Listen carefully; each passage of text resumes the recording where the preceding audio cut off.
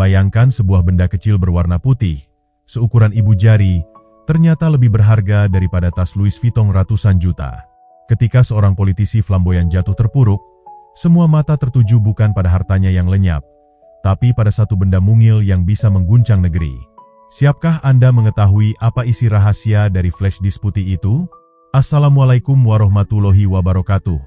Sahabat semua, semoga kita selalu diberikan kesehatan, umur panjang yang penuh keberkahan, dan rezeki yang melimpah. Amin ya rabbal alamin. Sebelum kita masuk ke kisah sensasional ini, jangan lupa tekan tombol subscribe, aktifkan lonceng notifikasi, dan tinggalkan komentar doa terbaik Anda di kolom komentar.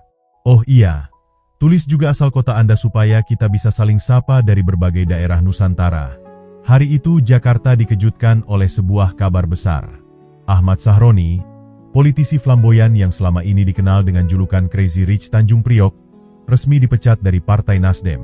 Nama yang dulu identik dengan glamor, koleksi mobil mewah, jam tangan miliaran, hingga tas-tas Louis Vuitton, kini runtuh seketika bagai istana pasir diterpa ombak. Belum sempat ia bangkit dari pukulan politik itu, sebuah tragedi lain menimpa. Rumah mewahnya di kawasan elit Tanjung Priok diserbu massa yang marah. Dinding megah yang dulunya berdiri kokoh kini retak, kaca-kaca pecah berhamburan, dan furnitur mahal menjadi serpihan tak berharga.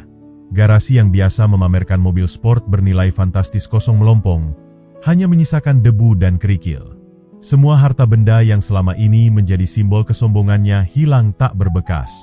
Namun yang membuat publik tercengang bukanlah rumah mewah yang porak-poranda, bukan pula koleksi barang branded yang lenyap. Justru satu permintaan sederhana Sahroni yang mengguncang hati banyak orang. Ia tidak meminta kembali tas Louis Vuitton, tidak mencari jam tangan mewah, tidak meratapi mobil sport. Ia hanya ingin satu benda kecil kembali, flash disk putih. Ambil saja tas-tas saya, ambil mobil saya, ambil semua barang mewah itu, tapi kembalikan flash disk putih saya. Ucapnya lirih namun tegas dalam sebuah wawancara yang langsung viral. Kalimat itu menyebar cepat, memenuhi timeline media sosial, menjadi headline portal berita, dan bahan sindiran di warung kopi. Publik langsung bertanya-tanya, apa istimewanya flash disk putih itu? Bukankah benda sepele itu harganya tidak seberapa dibanding harta mewah yang hilang? Apakah isinya hanya foto pribadi? Atau mungkin ada data rahasia yang bisa menjelaskan sisi gelap perjalanan hidup Sahroni? Spekulasi liar pun bermunculan. Ada yang menduga flash disk itu menyimpan dokumen korupsi.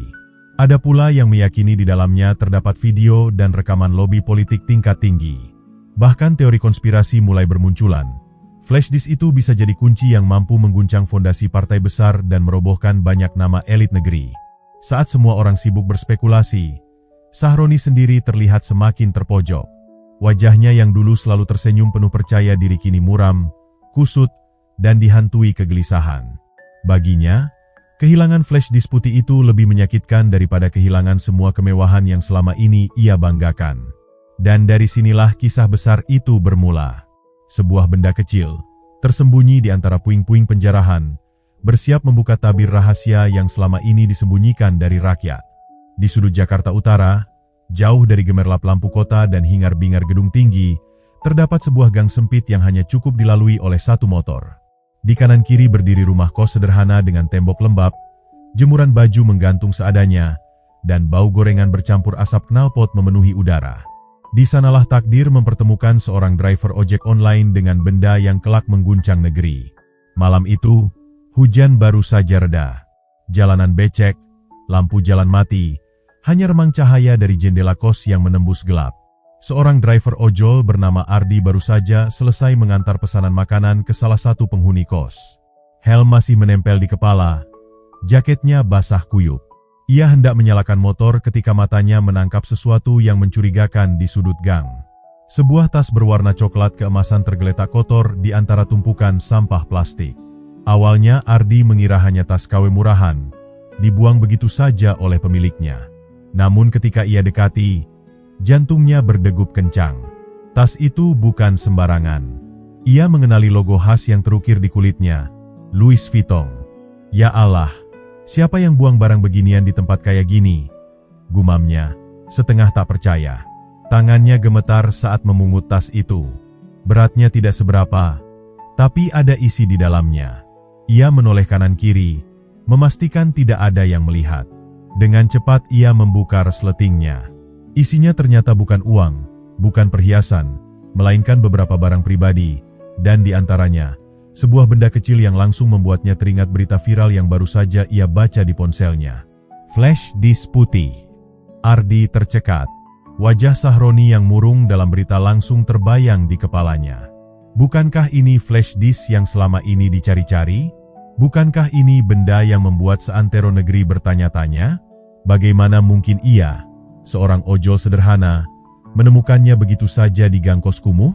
Keringat dingin menetes meski udara malam cukup sejuk. Rasa takut menyergap. Bagaimana jika ada yang melihatnya? Bagaimana kalau ia dilaporkan sebagai penjarah? Bukankah polisi sedang gencar menangkap orang-orang yang terlibat dalam penjarahan rumah Sahroni? Ardi berdiri kaku di tengah gang, bingung harus berbuat apa. Ia menatap flash disk putih itu lama, seakan benda mungil itu sedang berbicara kepadanya. Hatinya bergetar antara takut dan penasaran. Ia tahu, benda ini bukan barang biasa. Dengan napas memburu, ia menyelipkan flash disk itu ke dalam saku jaket. Motor tuanya meraung pelan ketika dinyalakan. Malam itu ia pulang dengan kepala penuh pikiran. Tak tahu apakah dirinya baru saja mendapat berkah atau bencana besar. Sejak malam itu, hidup Ardi, sang driver ojol, tidak lagi sama. Setiap kali ia menyalakan aplikasinya untuk mencari penumpang, pikirannya selalu kembali ke flash disk putih yang kini tersimpan rapat di laci kecil kamarnya. Seakan-akan benda itu memiliki energi sendiri, berbisik di telinganya, menuntut untuk dibuka, tapi sekaligus mengancam keselamatannya. Ardi masih teringat jelas headline berita yang muncul di ponselnya sehari sebelumnya. Sahroni minta balik flash disk putih, rela lepas barang mewahnya. Berita itu tersebar di mana-mana. Media sosial penuh dengan teori konspirasi, mulai dari yang meyakini bahwa isinya adalah dokumen korupsi, sampai yang menduga flash disk itu menyimpan rekaman rahasia hubungan gelap politik. Setiap kali membaca komentar warganet, jantung Ardi makin berdegup kencang. Ia sadar, benda yang ada di tangannya bukan sekadar barang temuan biasa. Ini bisa jadi kunci untuk membuka tabir gelap yang selama ini disembunyikan dari rakyat. Namun rasa takut lebih besar menghantuinya. Berita penangkapan orang-orang yang ikut menjarah rumah Sahroni membuatnya resah. Polisi bergerak cepat, satu persatu pelaku ditangkap. Bagaimana jika ada saksi mata yang melihatnya mengambil tas itu di gang sempit? Bagaimana kalau CCTV di sekitar merekam gerak-geriknya? Ia bisa dituduh sebagai penjarah, padahal dirinya hanya menemukan. Malam-malam Ardi menjadi panjang. Ia sering terbangun dengan mimpi buruk. Pintu rumahnya digedor polisi, tetangga berkerumun, ia digiring dengan tangan terborgol, hanya karena benda kecil itu. Keringat dingin membasahi punggungnya setiap kali bayangan itu muncul. Di sisi lain, rasa penasaran perlahan menggerogoti dirinya. Ia duduk berjam-jam menatap flash disk putih itu tanpa berani menyambungkannya ke laptop. Apa sebenarnya isi di dalamnya? Apa yang membuat seorang politikus flamboyan rela kehilangan harga dirinya hanya demi sebuah benda sepele? Ardi merasa seperti berada di persimpangan jalan. Ia bisa saja membuang flash disk itu, berpura-pura tak pernah menemukannya, dan hidup tenang kembali. Tapi hati kecilnya menolak. Ada bisikan kuat bahwa benda ini bisa menjadi sesuatu yang lebih besar dari dirinya. Mungkin sebuah jalan untuk membuka kebenaran bagi seluruh rakyat. Namun ia sadar, menyerahkannya langsung ke Sahroni bukan pilihan. Ia tak percaya lagi pada wajah yang selalu tersenyum di depan kamera tapi menyimpan rahasia besar di belakang layar. Ia butuh seseorang yang bisa dipercaya, yang tidak tergiur oleh kekuasaan, uang, atau jabatan. Di tengah kebingungannya, Ardi menghela napas panjang. Ia tahu, keputusan berikutnya akan menentukan masa depannya, dan mungkin juga masa depan negeri ini. Beberapa hari setelah menemukan flash disk putih itu, hidup Ardi seperti dihantui bayangan tak kasat mata. Setiap suara motor berhenti di depan kosnya membuat jantungnya meloncat. Setiap berita tentang penangkapan penjarah rumah Sahroni membuat tubuhnya gemetar. Ia merasa waktunya tidak banyak. Cepat atau lambat, benda kecil itu bisa menyeretnya ke masalah besar. Namun, di tengah rasa takut yang mencekik, ia juga diliputi rasa tanggung jawab. Hatinya gelisah. Ia tahu betul Benda itu bukan barang sepele. Flash disk putih itu menyimpan rahasia besar. Jika jatuh ke tangan yang salah, bukan hanya dirinya yang akan celaka, tapi mungkin seluruh negeri. Ardi mencoba mencari jalan keluar. Ia menimbang kemungkinan satu persatu. Mengembalikannya ke Sahroni terlalu berisiko. Ia takut dianggap penjara atau justru dibungkam agar rahasia di dalam flash disk tetap terkubur. Menyerahkannya ke polisi? Ragu. Bagaimana kalau ada aparat yang justru bermain di belakang layar, terlibat dalam nama-nama yang mungkin tercatat di dalam flash disk itu? Di tengah kebingungannya, Ardi teringat pada satu nama, Kang Deddy Mulyadi. Sosok yang sering ia lihat di televisi, dikenal tegas, sederhana, dan selalu membela rakyat kecil. Setiap pidatonya membuat banyak orang merasa punya harapan. Bagi Ardi, Kang Deddy adalah representasi pemimpin yang masih bisa dipercaya. Kalau bukan beliau, siapa lagi? Gumamnya pelan, menatap flash disk putih di tangannya. Keputusan pun mulai terbentuk di kepalanya. Ia tidak berani datang langsung, khawatir dirinya dilacak atau bahkan dicurigai. Maka ia memilih cara lain, mengirim flash disk itu lewat paket dengan alamat tujuan ke Ardir Gubernur Jawa Barat. Ia menuliskan identitas palsu di kolom pengirim, sekadar untuk melindungi dirinya. Namun di dalam amplop, ia sisipkan secari kertas bertuliskan pesan singkat. Pak Deddy, ini barang penting. Tolong buka dan jaga demi rakyat. Dari seorang ojol kecil yang hanya ingin kebenaran. Saat berdiri di depan loket ekspedisi, tangan Ardi bergetar hebat. Rasanya seperti sedang menyerahkan nasibnya pada takdir. Petugas loket tersenyum ramah tanpa tahu bahwa paket kecil itu bisa mengguncang negeri. Setelah resi tercetak, Ardi menghela napas panjang. Untuk pertama kalinya sejak menemukan flash disk itu, ia merasa sedikit lega. Malam itu, di kamar kos sempitnya, Ardi berdoa khusyuk. Ya Allah, kalau memang ini jalan untuk membuka kebenaran, lindungi hamba MU yang lemah ini. Jangan biarkan negeri ini terus dipimpin oleh orang-orang serakah. Air matanya menetes, bercampur dengan rasa takut sekaligus lega. Ardi tahu, mulai detik itu, nasib negeri bukan lagi di tangannya. Ia telah menyerahkan segalanya pada sosok yang diakininya jujur, berani, dan berpihak kepada rakyat, Kang Deddy Mulyadi. Hari itu, ke Ardir Gubernur Jawa Barat berjalan seperti biasa. Para staf sibuk dengan rutinitas, keluar masuk membawa berkas, dan suara telepon tak henti berdering. Namun, sebuah paket kecil tanpa pengirim jelas tiba di meja resepsionis. Awalnya tak ada yang istimewa, hanya kotak coklat biasa dengan label alamat yang rapi. Tapi ketika dibawa masuk dan diserahkan ke meja Kang Deddy, suasana mendadak berubah. Kang Deddy menatap paket itu lama.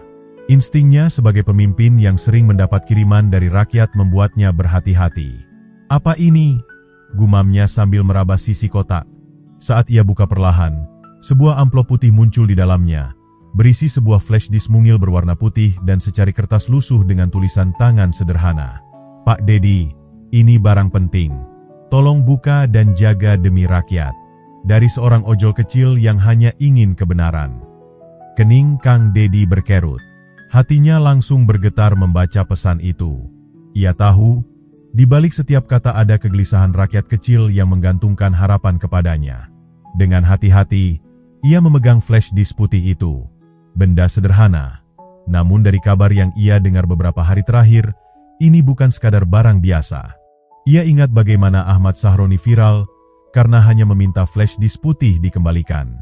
Publik bertanya-tanya, apa isi benda kecil itu hingga membuat seorang politisi kaya rela melupakan tas Louis Vuitton dan mobil sportnya. Dan kini, flash disk itu ada di tangannya. Dengan napas teratur, Kang Deddy memanggil staf IT ke ruangan khusus yang aman dari gangguan. Ia menekankan agar komputer yang dipakai tidak terhubung ke jaringan internet untuk menghindari kemungkinan penyadapan. Saat flash disk itu disambungkan, layar komputer perlahan menampilkan folder demi folder. Ketika dokumen pertama dibuka, jantung Kang Deddy berdegup kencang. File itu berisi daftar transfer dana gelap bernilai triliunan rupiah, mengalir dari perusahaan-perusahaan tambang dan migas ke sejumlah rekening yang mencantumkan nama-nama politisi ternama.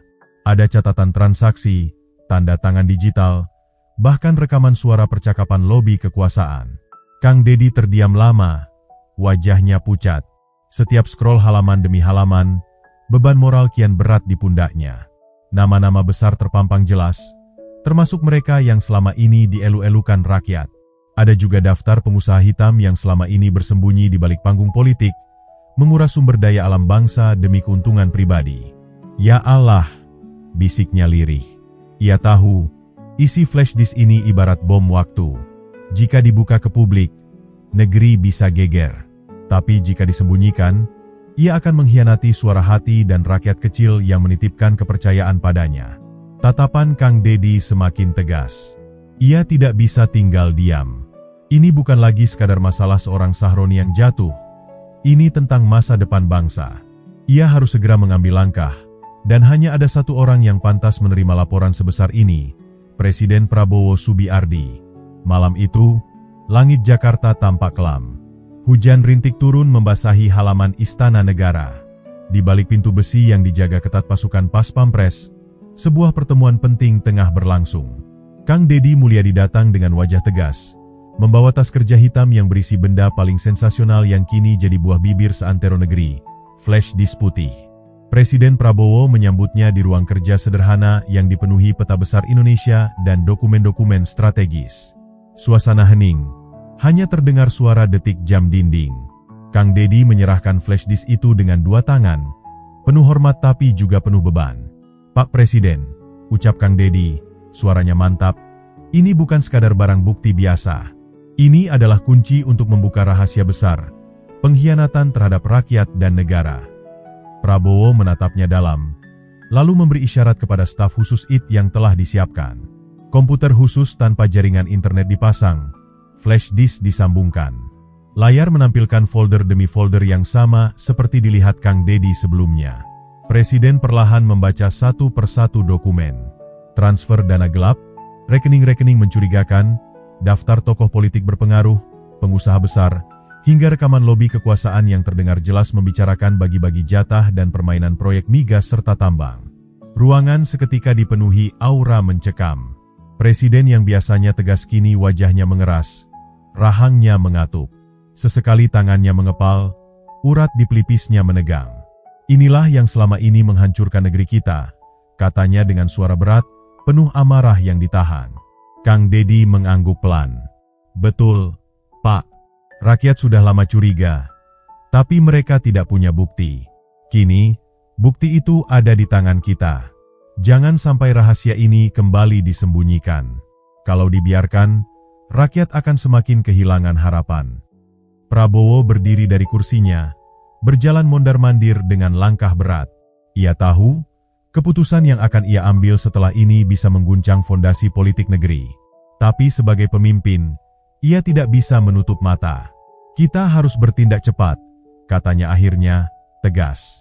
Ia lalu memanggil Menteri Pertahanan, Kapolri, dan Kepala BIN untuk rapat mendadak malam itu juga. Instruksi keluar tanpa kompromi. Identifikasi nama-nama dalam flash disk, kumpulkan bukti tambahan, dan segera lakukan operasi penangkapan besar-besaran. Negeri ini tidak boleh lagi dipermainkan mafia berdasi, tegas Prabowo, suaranya bergema memenuhi ruangan. "Jika kita diam, sejarah akan mencatat kita sebagai pengkhianat rakyat. Tapi jika kita bertindak, rakyat akan tahu bahwa kebenaran masih ada di negeri ini."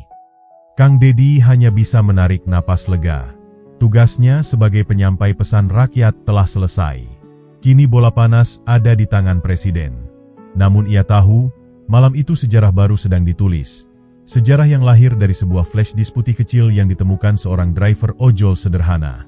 Rapat darurat di Istana Negara malam itu berlangsung hingga lewat tengah malam.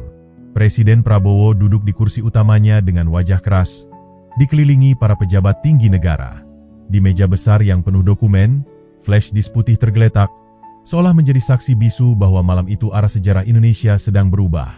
"Saudara-saudara," suara Presiden bergema dalam ruangan, "bukti ini sudah cukup. Nama-nama yang tercantum di sini bukan hanya segelintir oknum, tapi jaringan besar. Ada politisi, pengusaha, bahkan pejabat tinggi negara. Mereka inilah yang selama ini menghisap darah rakyat dengan korupsi, manipulasi, dan pengkhianatan. Malam ini, saya keluarkan instruksi resmi, tangkap mereka semua." Kapolri yang duduk di sebelah kanan langsung memberi hormat. "Siap, Pak Presiden." Suaranya tegas, penuh semangat. Kepala BIN mengangguk, lalu membuka berkas tambahan hasil penyelidikan yang ternyata sudah lama mereka curigai. Nama-nama dalam flash disk putih cocok dengan data intelijen yang tersebar selama bertahun-tahun. Hanya saja belum pernah ada bukti sekuat ini. Operasi besar pun dirancang malam itu juga. Pasukan kepolisian dan intelijen disiapkan untuk bergerak serentak di berbagai kota, Jakarta, Surabaya, Medan, Balikpapan, hingga Makassar. Target utama adalah para pengusaha migas yang diduga menyalurkan dana gelap, politisi yang mencuci uang melalui proyek fiktif, dan pejabat berdasi yang menjadi perantara. Di layar besar ruangan rapat, peta Indonesia terpampang dengan titik-titik merah yang menandai lokasi para target. Suasana mencekam, tapi juga penuh tekad. Tidak ada lagi ruang kompromi. "Besok pagi, rakyat akan bangun dengan kabar besar," ujar Presiden, suaranya dingin namun mantap. "Kita akan buktikan, negeri ini masih punya pemimpin yang berani melawan para pengkhianat bangsa." Instruksi itu langsung dieksekusi. Dini hari, pasukan bersenjata lengkap bergerak senyap. Mobil-mobil hitam tanpa tanda khusus menyisir jalanan, menyergap rumah-rumah mewah di kompleks elit, dan menangkap sosok-sosok yang selama ini dianggap kebal hukum. Media sosial pun meledak. Video penangkapan yang tersebar menampilkan wajah-wajah panik pejabat dan pengusaha saat digelandang aparat. Ada yang mencoba berteriak, "Saya difitnah," namun tak ada yang peduli. Ada pula yang mencoba menyuap aparat dengan cek kosong, tapi ditolak mentah-mentah. Di warung kopi, di gang sempit, di pasar-pasar, rakyat bersorak. Akhirnya, maling-maling itu ditangkap juga, seru seorang pedagang sambil menepuk meja. Rakyat merasa lega, seakan beban lama yang menekan dada kini terangkat. Namun di balik sorak-sorai itu, bayangan ancaman juga muncul. Jaringan mafia yang ditangkap bukan kelompok kecil. Mereka punya koneksi, punya uang, punya pasukan bayangan. Balas dendam bisa saja datang kapan saja. Tapi bagi Presiden Prabowo dan Kang Deddy, tidak ada jalan mundur. Kebenaran sudah terbuka, dan rakyat berhak tahu. Semua dimulai dari sebuah flash disk putih yang nyaris terbuang di gang kumuh, kini menjadi senjata yang mengguncang istana dan membuka jalan menuju pembersihan besar-besaran. Pagi itu, Indonesia terbangun dengan berita yang membuat jagat politik terguncang. Semua stasiun televisi menayangkan breaking news serentak. Gambar-gambar dramatis memenuhi layar. Pejabat berdasi digiring aparat, pengusaha terkenal diseret keluar dari rumah mewahnya, bahkan beberapa politisi senior ditangkap di tengah malam. Wajah-wajah yang selama ini tampil percaya diri di depan publik kini tertunduk lesu, mata mereka kosong, dan tangan terborgol.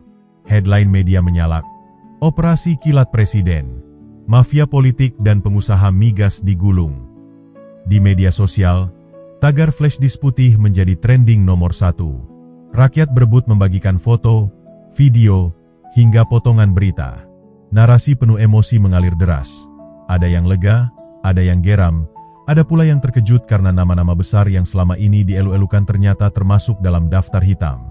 Di pasar-pasar, obrolan pedagang berubah panas. "Lihat tuh, akhirnya maling-maling kelas kakap kena batunya," kata seorang penjual sayur dengan wajah puas.